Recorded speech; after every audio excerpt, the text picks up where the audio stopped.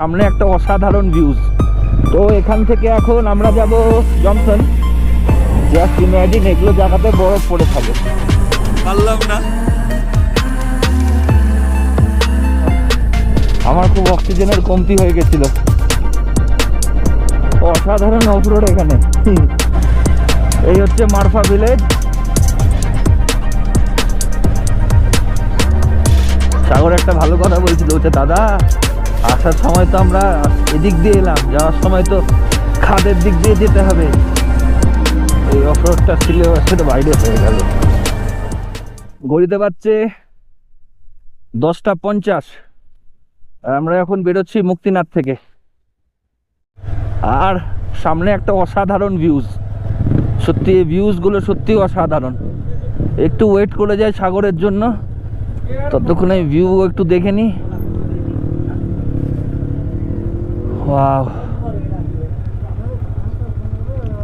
কোনো ক্যামেরা এই beauty justice করতে পারবে না। কোনো ক্যামেরা না, সে যেই ক্যামেরাই নিয়ে আসো না কেন। আর বেশ কিছু ট্রেক রুট বেরিয়েছে মুক্তিনাথ থেকে, আর জনসন থেকে এই ধরনের ট্রেক কিছু অর্গানাইজ করে। মানে তোমাকে এক্সট্রা দুদিনের হাতে টাইম নিয়ে আসতে হবে, দেন তুমি জনসন থেকে এই ধরনের কিছু ট্রেক করতে পারবে। ওরা তোমাকে নিয়ে সকালে চলে যাবে, সারাদিন ট্রেক করে এক জায়গায় স্টে করাবে, দু রাতের স্টে করিয়ে আবার তোমাকে জনসনে নামিয়ে দেবে। গ্রুপে হলে সুবিধা হয়, কস্টিংটা অনেকটাই কম পড়ে। একার হলে কিন্তু কস্টিংটা একটু বেশি হবে, কারণ গাইড ফিসটা 100%ই লাগবে। তো এখান থেকে এখন আমরা যাব জনসন। জনসন থেকে আজকে বাইক স্টার্ট হবে। কত দূর যাব কোনো ঠিক নেই। বাইকে কালকে এখানে লুজ ফিউল 4 লিটার আমি নিয়ে নিয়েছিলাম, 200 টাকা করে পড়েছিল। তাতে আমার মোটামুটি আর কোনো ভুল নাই, গাড়িতে যা তেল আছে আমি পোখরা পর্যন্ত তো পৌঁছেই যাবো ইজিলি। তাও যদি মনে হয় তো পোখরার আগে কোথাও ফিউল আপ করে নেব। এবার ডিপেন্ড করছে যে আজকে পোখরা পৌঁছাতে পারবো কি না। তা যেটা ভাবলাম যে যদি সন্ধ্যার আগে বেনি পৌঁছে যাই আর বাগলুং, বেনি অথবা বাগলুং যদি পৌঁছায় তাহলে আজকে কিন্তু পোখরা টেনে দেবো আমরা। জাস্ট ইমাজিন এগুলো জায়গাতে বরফ পড়ে থাকে, কিন্তু আমি সেই টাইমটা চয়েস করি না যে টাইমে হেভি স্নোফল হয়, কারণ ওই অতটা এক্সট্রিম আমার এই মেশিন নিয়ে করাটা টাফ। তাই জন্য এমন টাইমটাই আমি চয়েস করি যখন ওয়েদার একটু ভালো থাকবে, রাইডিং কন্ডিশন আমার ফেভারে থাকবে, ওই হিসাবে আমি টাইমগুলো চয়েস করি। এই জায়গাটাতে এতটা হাওয়া দিচ্ছে, মানে দাঁড়িয়ে থাকাও কষ্টকর। তাও এত সুন্দর ভিউ তোমাদের না দেখিয়ে পারলাম না।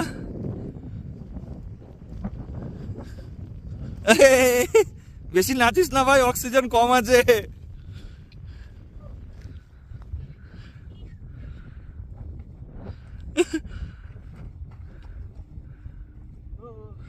হাঁপিয়ে যাবি। তো এই ছিল এত সুন্দর ভিউজ। বেশি ওই জন্য লাফালাফি করিস না ভাই, হাঁপিয়ে যাবি। এই আমার ব্ল্যাক পার্ল এরকম জায়গাতে নিয়ে এসছে আমাকে, আমি কখনো ভাবিও নি। Thanks buddy, thanks. যেখানটায় দাঁড়িয়েছিলাম ওখানে আমরা এতটা এক্সাইটেড হয়ে গেছিলাম, আমার খুব অক্সিজেনের কমতি হয়ে গেছিল, মাথাটা চন করে ঘুরে উঠলো।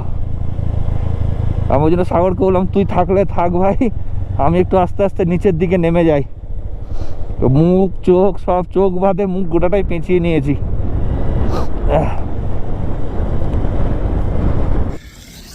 প্রচন্ড হাওয়া দিচ্ছে, উইন্ড ব্লাস্ট আসতে পারে। আমি তাও চেষ্টা করব যতটা সম্ভব এডিট করে দেওয়ার হাওয়ার আওয়াজটাকে। ভাই জীবনে আর কি করব, সত্যি এরকম ভিউজ।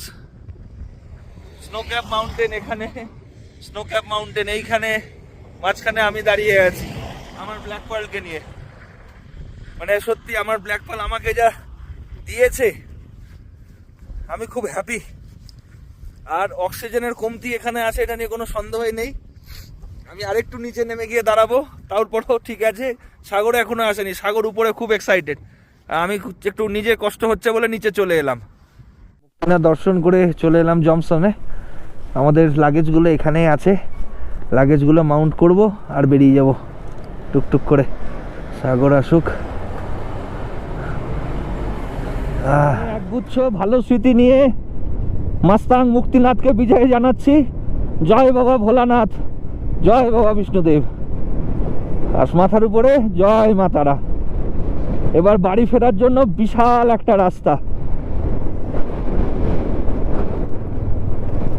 অসাধারণ অফরোড এখানে। মানে এখানে মাঠের মতো গোটাটাই, যে যেদিক দিয়ে পারো যাও।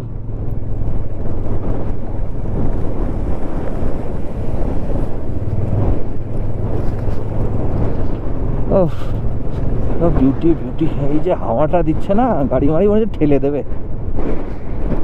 চলো একবারে যাওয়া যাক মারফা।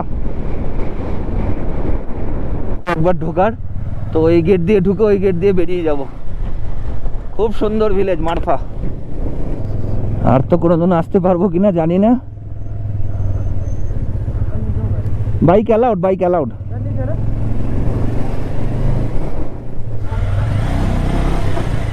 এই হচ্ছে মারফা ভিলেজ।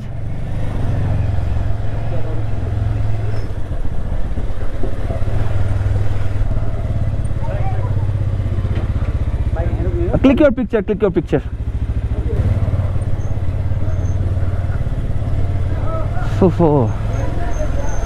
খুব ইচ্ছা ছিল মারফার ভেতর দিয়ে এরকম বাইক নিয়ে যাব। যাক, ইচ্ছাটা সম্পূর্ণ হলো। একটা গেট, এখান দিয়ে বেরিয়ে যেতে হবে। অসাধারণ ভিলেজ। সাগরের জন্য একটু ওয়েট করে নি। কেমন লাগলো মারফারে ফুল ভিডিও? মারফারে ফুল ভিডিও কেমন লাগলো প্লিজ কমেন্ট। মারাত্মক লেভেলের ক্রস উইন্ড, এইটা সম্পর্কে আমি শুনেছিলাম, বাট আজকে ফিল করলাম এটাও বড় ডেঞ্জারাস। মানে চিন্তা ভাবনার বাইরে। তোমরা মানে আমি বলে বোঝাতে পারবো না।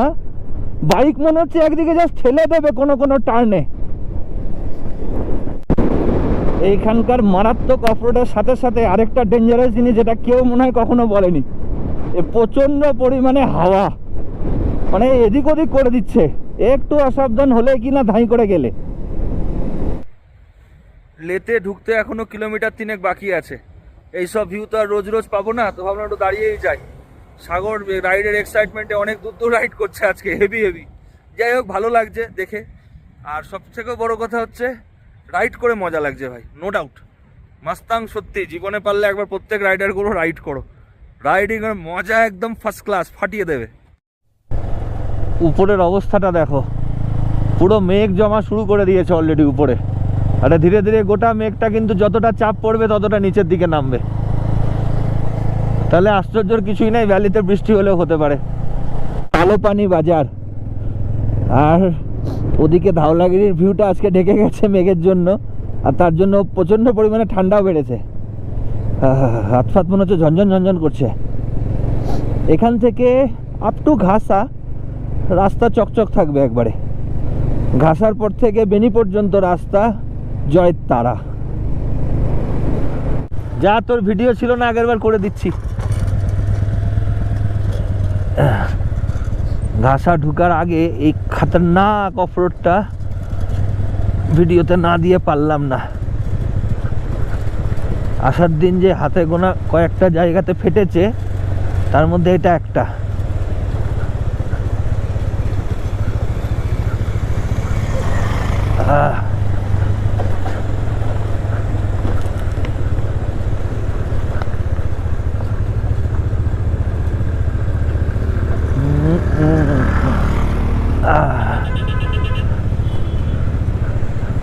सर एंट्री करवाना पड़ेगा।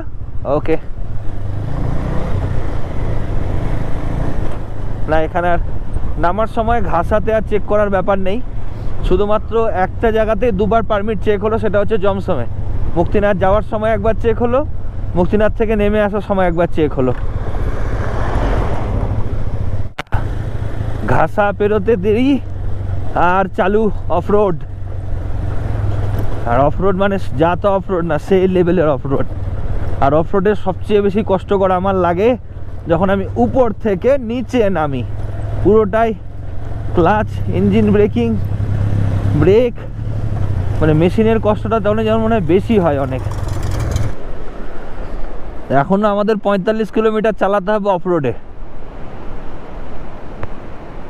ওই জন্য বলছি গ্যাস যা হয়েছে, চ বেশি দাঁড়িয়ে লাভ নাই, অফ রোডটাকে ক্লিয়ার করি, বুঝলি?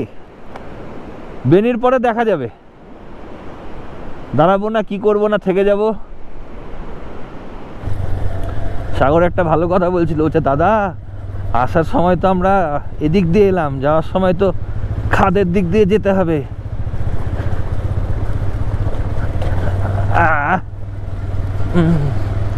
আমি বললাম ভয় পাস না, ভয় পাস না, হয়ে যাবে, চল।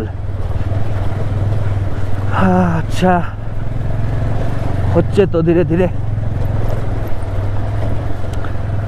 সকাল থেকে একটা প্রোটিন বার আর 2 কাপ চা এই খেয়ে আমিও চলছি। সাগর কই? তো দেখা গেছে গাড়ির আলো। ওয়াটারফলটার কথা বলছিলাম, আগের দিন এটাই দাঁড়ায়নি, সাগর এগিয়ে গেছিল। আর আজকে মজাদার ব্যাপার হলো আজকে সাগরই দাঁড়ালো না। সাগরও গুরুত্ব বুঝছে সন্ধ্যার আগে অফরোডটা করে নেওয়ার। সবচেয়ে মারাত্মক লেগেছিল আমার এই প্যাচটা, আরেকটা আছে।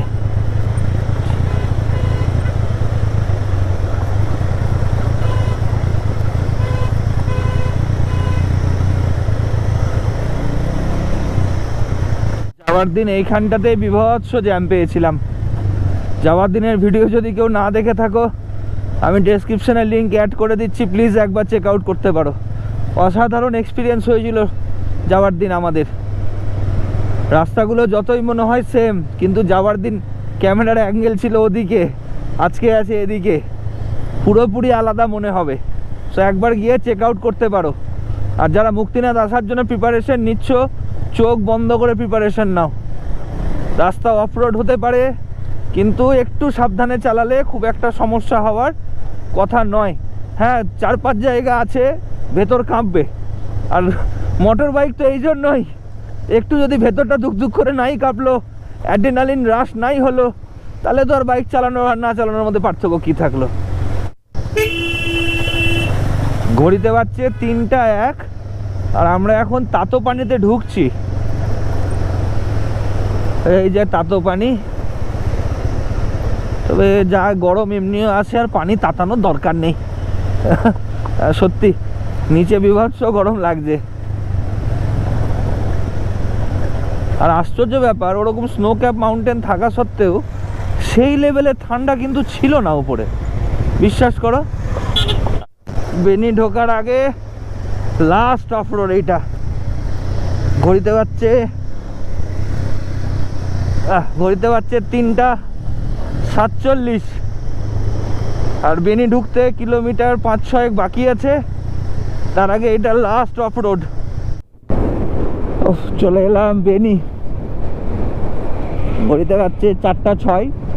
সাগরের ব্যাগ খুলে গেছিলো, তার জন্য কোথায় দাঁড়িয়েছিল আমি এগিয়ে এসেছি। সাগরকে আবার খুঁজতে 20 মিনিট লাগলো।